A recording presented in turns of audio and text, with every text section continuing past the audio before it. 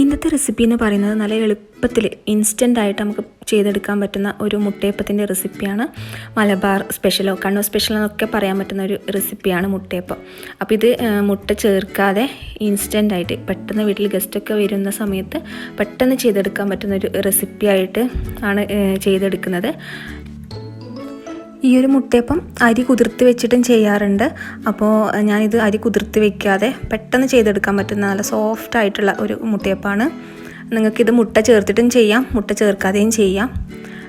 രാവിലെ ഉണ്ടാക്കി തന്നെ വൈകുന്നേരം ആകുമ്പോഴേക്കും നല്ല സോഫ്റ്റായിട്ടിരിക്കുന്ന ഒരു റെസിപ്പിയാണ്.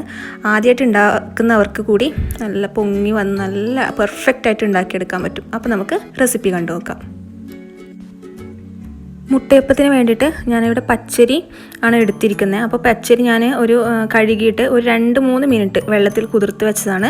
അപ്പോൾ അരി തലേദിവസം വെള്ളത്തിൽ കുതിർക്കുകയൊന്നും ചെയ്തിട്ടില്ല, രാവിലെ ഉണ്ടാക്കണമെന്ന് തോന്നി. അപ്പോൾ ഒരു 3 മിനിറ്റ് കഴുകിയിട്ട് നന്നായിട്ട് കഴുകി 3 മിനിറ്റ് വെള്ളത്തിൽ കുതിർത്ത് വെച്ചതാണ്. എന്നിട്ട് വെള്ളമൊക്കെ നന്നായിട്ട് വാരിയെടുത്ത് വെച്ചതാണ്.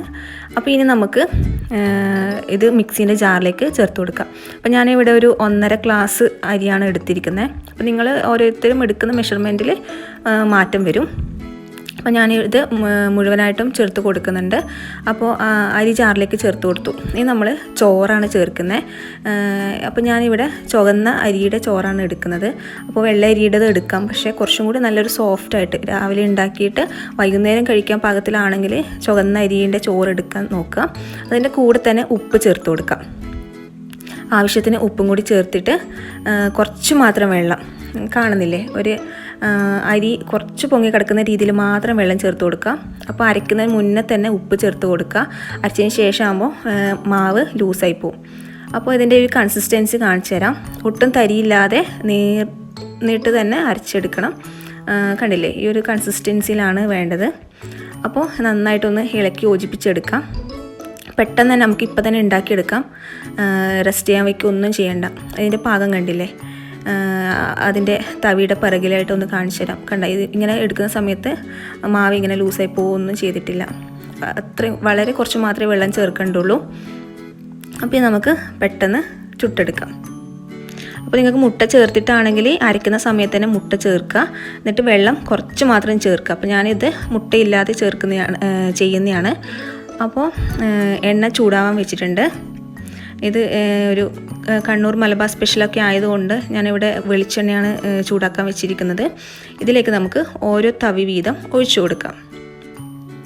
അപ്പോൾ എണ്ണ ചൂടായതിന് ശേഷം ഒരു മീഡിയം ഫ്ലെയിമിലൊക്കെ ഇട്ടിട്ട്, ലോ ടു മീഡിയം ഫ്ലെയിമിലിട്ടിട്ട് ഓരോ തവി വീതം ഒഴിച്ചിട്ട് ജസ്റ്റ് ഒന്ന് ചൂടാകുമ്പോഴേക്കന്നെ ആ എണ്ണ നന്നായിട്ട് തിളച്ച് വരുന്നുണ്ടാവും.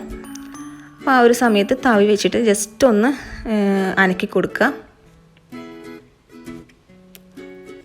തവി വെച്ചിട്ട് ഇതുപോലെ ചെയ്ത് കൊടുക്കുന്ന സമയത്ത് നല്ല മുട്ടയപ്പം നന്നായിട്ട് പൊങ്ങി വരും.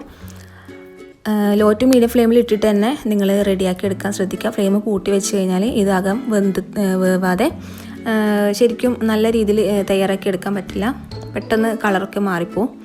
അപ്പോൾ ഇതുപോലെ എണ്ണ ഒന്ന് മുകളിലോട്ടൊക്കെ ആക്കി കൊടുക്കുക. എന്നിട്ട് തിരിച്ചും മറിച്ചൊക്കെ ഇട്ടിട്ട് ഒന്ന് വേവിച്ചെടുക്കുക. ഈ ഒരു റെസിപ്പി നമ്മൾ സാധാരണ പത്തിരിക്കൊക്കെ എടുക്കുന്ന പൊടി ഉണ്ടല്ലോ, ആ പൊടി വെച്ചിട്ടും ചെയ്തെടുക്കാം.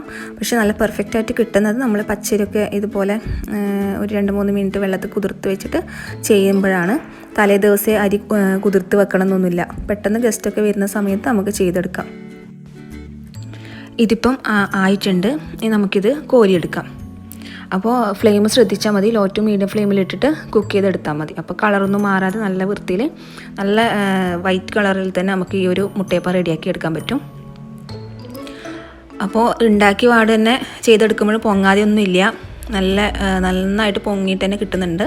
അപ്പോൾ ഇതുപോലെ വെള്ളത്തിൻ്റെ കൺസിസ്റ്റൻസിയും എല്ലാം നോക്കിയിട്ട് ഇതുപോലെ ചെയ്ത് നോക്കുക.